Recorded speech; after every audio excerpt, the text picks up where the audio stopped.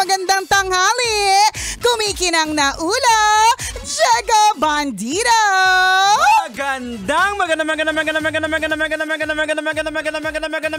Magandang tanghali. Kumikinang ina. Nicole Ayala. Ay, alakas maka-blues ang itim. Ang luma na blues ang itim! Hindi nila naiintindihan. Sino pa pong nakakaalam ng pelikulang Blues ang Itim? Si Snooki ba yan? Oo, si Snooki. O, di ba? Kung alam mo ang pelikulang Blues ang Itim, dapat may anak ka na. Oo. Pwede ring may apo ka na. Correct. Kung wala pa, naku, magmadali ka na. Okay, bigyan natin ng context yung Blues Yan, ang Itim. yung Blues ang Itim kasi, favorite ko yun, nung bata ako. Sobra. Pero technically, bata pa tayo nun nung pinalabas yung pelikulang yun. Pero nakaka-amaze. So yung bida doon, si Snooki Serna, kapag ka sinusot, tsaka face. Oo, yan. Oo, as in meron talagang, may problema talaga sa mukha. Oo, pangit. Oo, pangit talaga. Pero kapag ka sinusuot niya yung Blues ang Itim, gumaganda talaga siya. Yun. Di ba? Di ba? Ang lakas maka-blues ang itim nung pa-magic effects di ba? Pero alam mo, nung bata ako, dream ko yan. Sana, kasi nung bata ako, feeling ko ngayon na lang ako gumanda. Kaya naniniwala ako na na mahirap na lang talaga ang pangit ngayon. Hindi, totoo naman Totoo naman. Kasi dati nung bata ka, walang capacity. Wali, di ba? Yun naman talagang katotohanan. Kaya umaasa ka sa magic. Totoo. Umasa ako sa magic. Parang, baka nga naman may ganong magic. Kasi alam mo, ramdam ko yan Bakit? Nag-aral ako sa exclusive school for girls. Okay? So, walang mga lalaki. Pero kapag ka Valentine's Day, ramdam ko talaga yung kapangitan ko kapag ka Valentine's Day. Bakit? Kasi kapag ka Valentine's Day, sobrang dami nagpapadala ng bulaklak sa gate namin. Walang mga lalaki, pinapadala lang nila. Meron din mga naghihintay doon, ganyan. Tapos, ang dami talaga. Tapos ako wala, diba? So ramdam ko talaga, at yun ang motivation ko, Diego. Sabi ko, hindi man ako maganda, kailangan matalino ko. Ito totoo, diba? Alam nga namang hindi ka na nga maganda, tanga ka pa, diba? So, syempre, dun ka sa, hindi ka na nga maganda, babawi ka sa ibang paraan. Correct, Yung sasabihin niya na, maganda ba si Emmy? Mabait, diba? Maganda nga ba si Emmy? Matalino, diba? At least may sasabihin. Tama. Hindi yung tsaka na nga itsura, tsaka pa yung ugali, tsaka pa yung pag-iisip, diba? Yung si Kajut pa sabi, complete package. Correct. Complete package! Matching, di ba? Tsakang mukha, di ba? Tsakang ugali. Di, pero ganun, ramdam ko talaga yun. Kaya umaasa ako dyan sa Blues ang Itim na yan. Alam mo yung mahilig akong tumingin sa mga antik-antik shop, hoping na may mga ganun na kapag hinawakan. Kasi wala talaga sa budget namin. Totoo yan. Oo! Kasi wala talaga sa budget namin. Alam mo yung pag tinignan ko yung pera na nanay ko, parang wala dun sa kahit anong parte ng natitirang pera sa nanay ko. Yung merong part na gaganda ako. Wala. Walang gano'n na parang, bibili ng pampulbo. Kasi yung bibili mo ng pulbo, bibili mo na lang ng lugaw, di ba? Ganon. Tapos noon, kapag kumakain kami sa Jollibee, 4 kami magkakapatid. 4 na apat na hati. Oo. Di ba? Ganon. So, hanap pa ba ako ng papaganda? So, umaasa na lang din talaga ako sa magic, di ba? Ganon kahirap kasi yung buhay Meron mga dati, di ba, marami silang mga anak.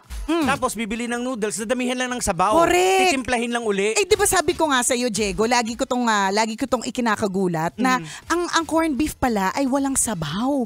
Kasi kinalakihan ko siyang madami siyang sabaw.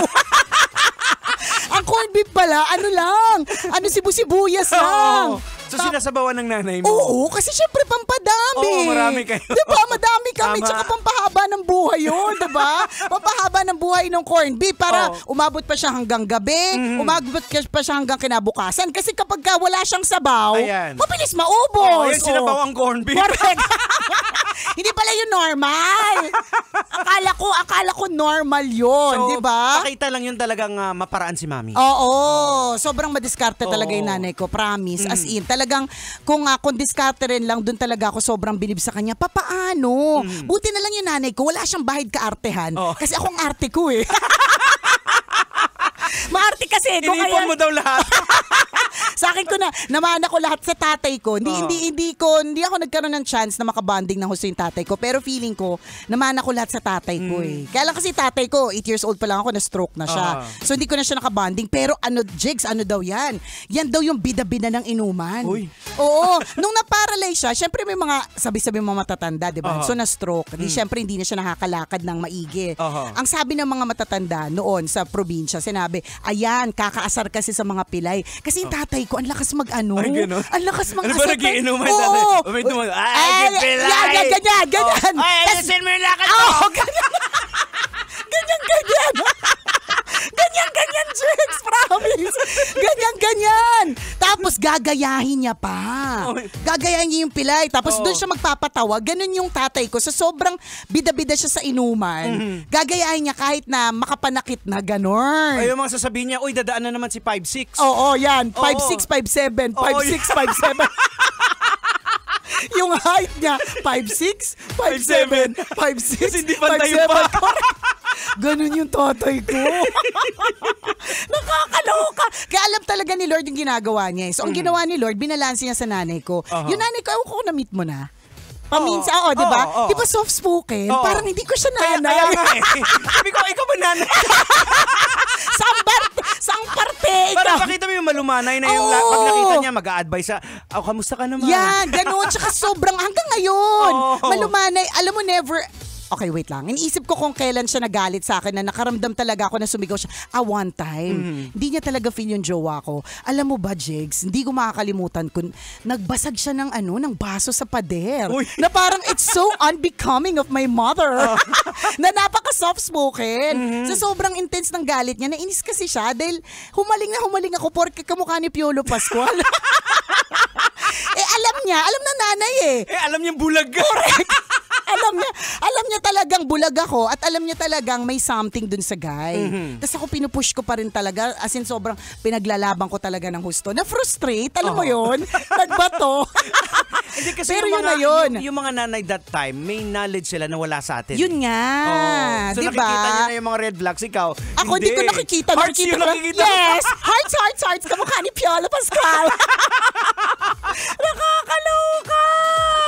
So yun, so wala ako naman sa nanay ko kasi nanay ko talaga napaka-soft-spoken. Sa tatay ko yan lahat nakuha. Yung bida-bida. Tingin ko yung namana mo kay mami mo is yung puso niya. Baka, strength. Oo, diba? Strength of character. Ganon! Na laging compassionate sa mga yan. bagay-bagay. Oo, totoo. Hanggang ngayon, nanay ko ganun eh. Alam mo ba na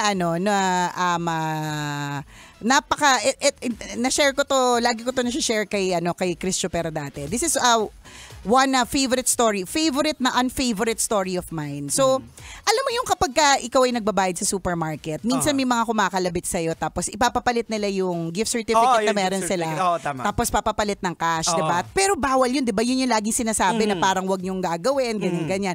Pero kapag kami gumaganon sa akin, pinapapalitan ko talaga. Papaano? Nakita ko yung nanay ko sa kanila. Natandaan ko dati, nang tatrabaho yung mami ko, isa sa mga bonus nila is GC.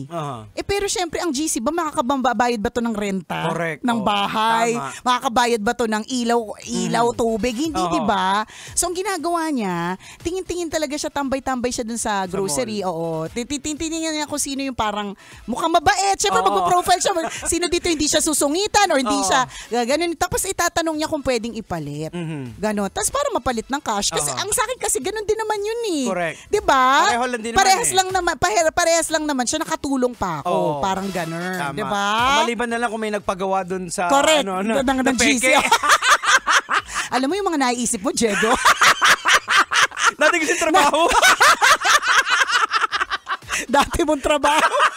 Alam mo, meron ako nga isang kaibigan. Na-meet mo to. Si Papa Leo, Bunggaling.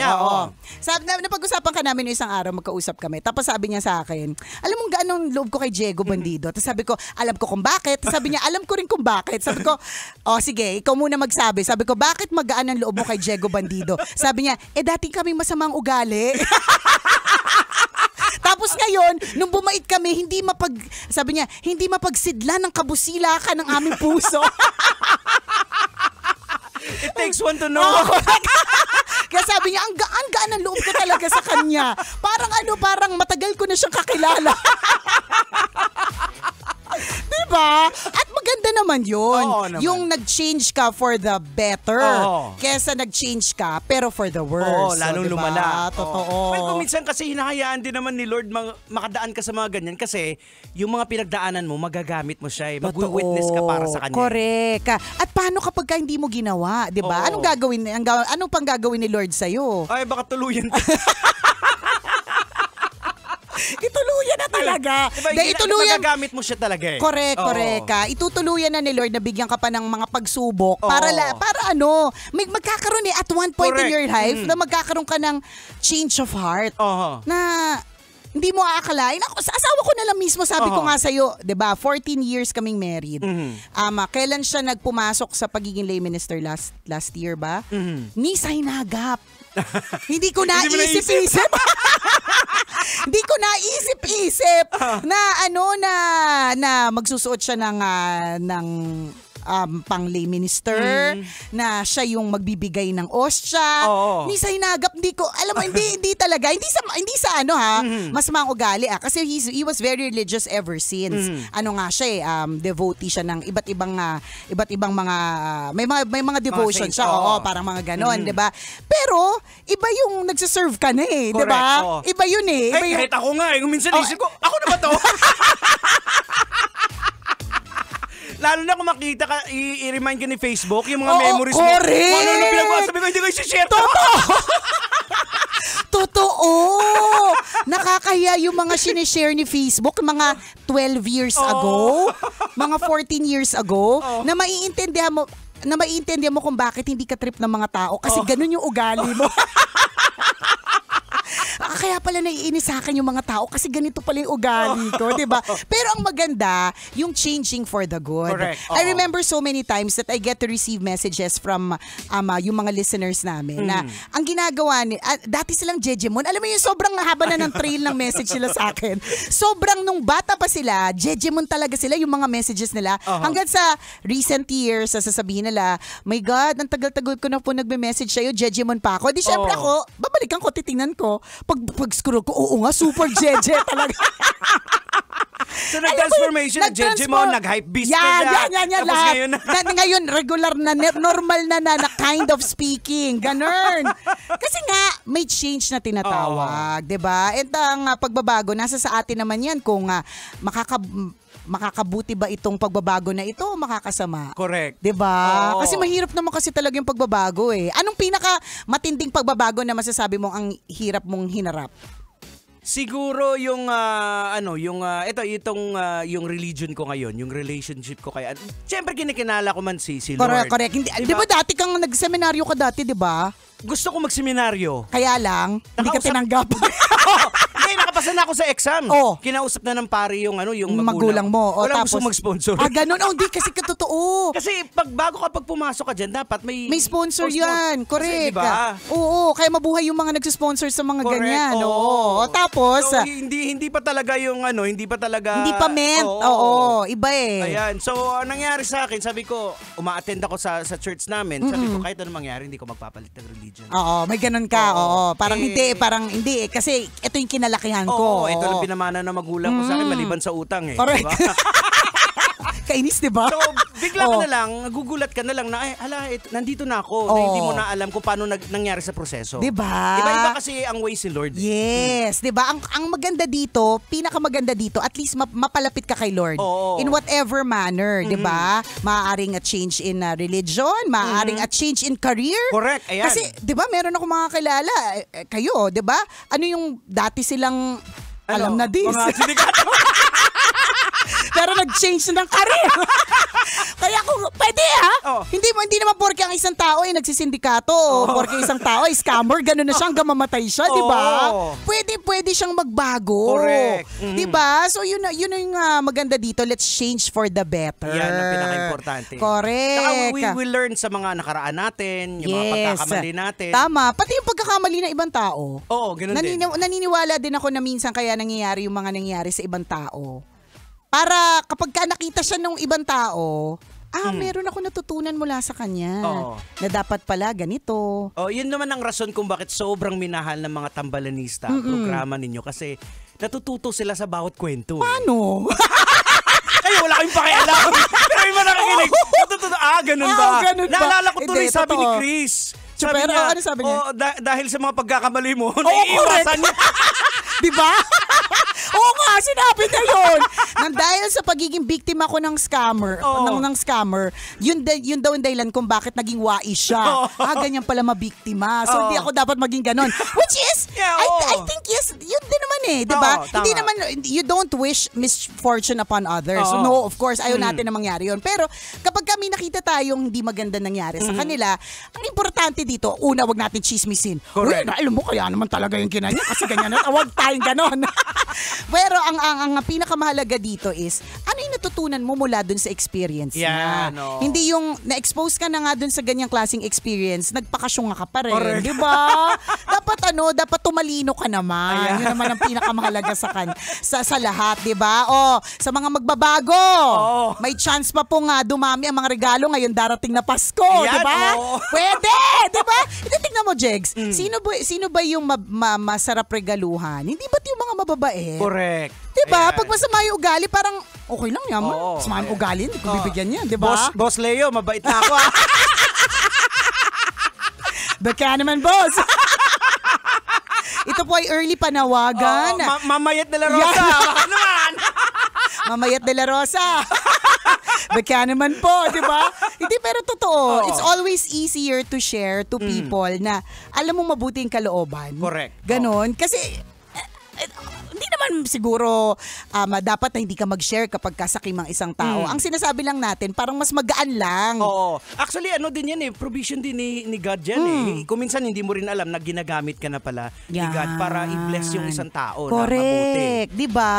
Alam mo, on your own, pero ginamit ka rin din. Kaya pala napakaraming salapi ni Leo Bonggaling, ano? Ay, oo. Para mag-vlog nga tayo. Para i-bless din tayo, ganon. Kasama mo rin po ang kumikinang na ulo. Ako po si Diego Bandido. Kasama rin ang kumikinang ina mo na si Nicole Yala. Kailangan pa bang i-memorize yan? Basic! Kailangan pa bang i-memorize yan? Love Radio Basic!